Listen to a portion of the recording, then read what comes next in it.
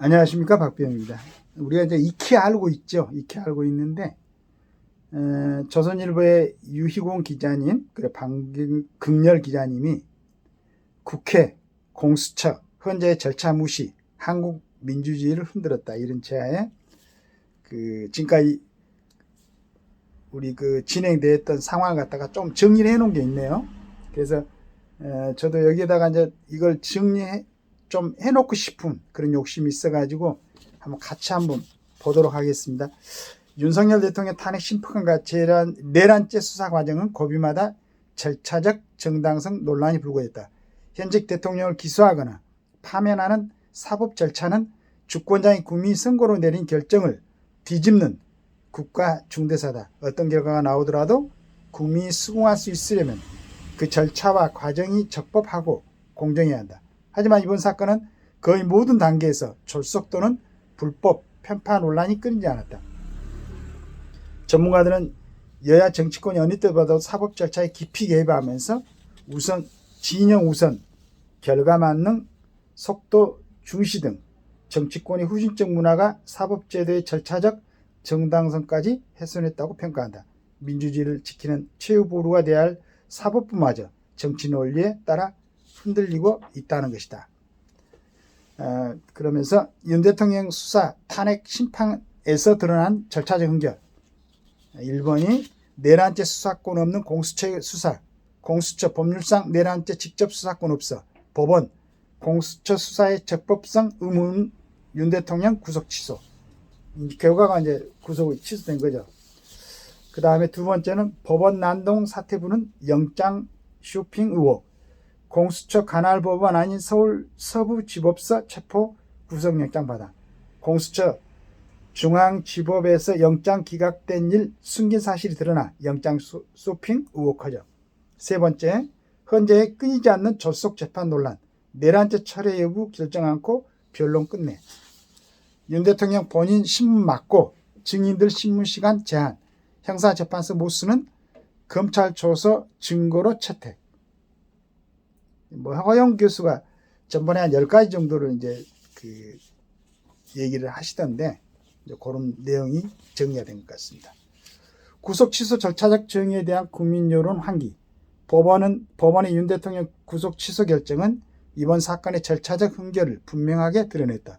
서울중앙지법 형사 2부 25부 재판장 지기현은 지난 7일 윤 대통령의 구속기한을 넘긴 채 기소됐고, 설사 기한이 넘지 않았더라도 고위공직자 범죄수사처에 내란죄 수사권이 있는지 명확하지 않다고 판단했다.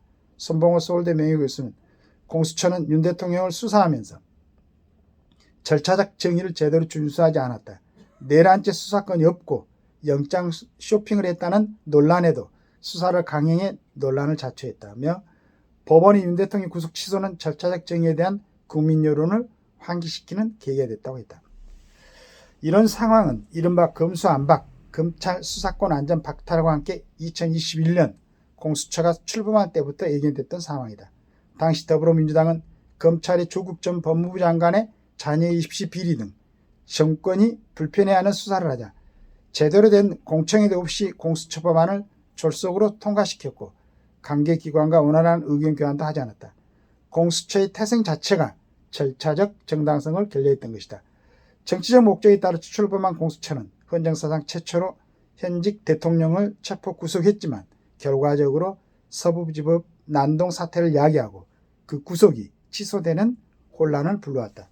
검사장 출신 한 변호사는 검찰과 경찰 공수처가 사태 초기부터 경쟁적으로 나서면서 수사 절차가 엉망이 됐다며 결국 문재인 정부 때 수사권 조정이 졸속으로 이루어졌기 때문이라고 했다.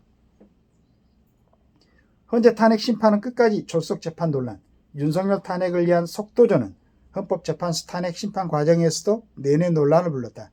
내란죄 철회 문제가 대표적이다. 국회 측은 핵심 탄핵 사유인 형법상 내란죄를 철회하겠다고 했고, 윤 대통령 측은 당시 탄핵 소유의 80%가 철회된 것이어서 탄핵 소추 자체를 각하해야 한다고 반발했다.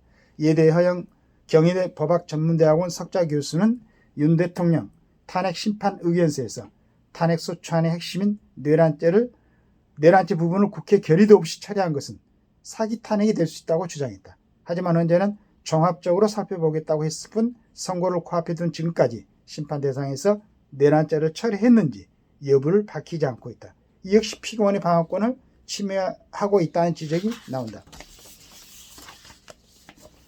헌재는 초시계를 동원해 시간을 정해놓고 증인신문을 했고 윤 대통령이 직접 신문은 제안했다. 굉장히 문제되는 부분이었죠. 또 윤 대통령 측의 한덕수 국무총리 증인 신청을 기각했다. 졸속 재판이 일자 사흘 만에 다시 채택하게 됐다. 이런 일들이 쌓여 헌재에 대한 국민의 불신이 커졌다. 한국갤럽이 지난 2월 전국 만 18세 이상 1,004명을 대상으로 조사해 발표한 여론조사에 헌재를 신뢰하지 않는다고 응답한 비율이 전월보다 9% 오른 40%에 달했다. 검사장 출신의 한 변호사는 정치권의 과도한 개입도 문제지만 변론 기일을 일방적으로 지정하는 등 헌재가 이에 편승해 재판을 마음대로 끌고 가는 것도 국민들이 쉽게 납득하기 어려울 것이라고 했다. 이제라도 절차 지켜 정당성 확보해야. 전문가들은 헌재가 이제라도 윤 대통령 측이 요구하는 적법한 재판 절차를 최대한 보장해서 어떤 결과가 남아도 모두가 수긍할 수 있도록 해야 한다고 지적한다. 이종엽 전 대한변호사협회장은 피청구인이 방어권 행사를 위한 절차적 문제를 제기하는 상황에서는 더더욱 탄핵 심판이 준용하는 형사소송법에 따라 재판을 진행해야 한다며 필요하다면 재판부가 직권으로라도 변론을 제기해 보완할 점이 있는지 따져봐야 할 것이라고 했다. 장기적으로는 이번 사태로 드러난 입법의 미비점을 보완해야 한다는 지적이 많다. 수사권 논란을 부른 공수처를 폐지한다는 주장도 있다. 차장검사 출신 김종민 변호사는 유럽처럼 독립기구로서의 법관 인사권을 갖는 최고사법평의회 등의 도입을 검토해볼 만하다고 했다. 다만 정치권의 수사나 재판 개입 시도는 예전부터 있어왔던 만큼 어떤 예압에도 원칙을 지키려는 법조인들의 자세가 중요하다는 의견도 있다.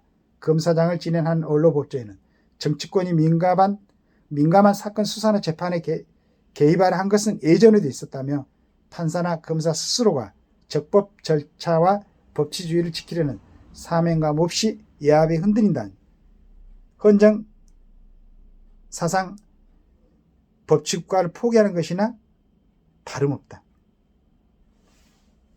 이렇게 얘기들을 했네요. 유희공 기자님하고 방금열 기자님이 정리되어 있습니다. 감사합니다.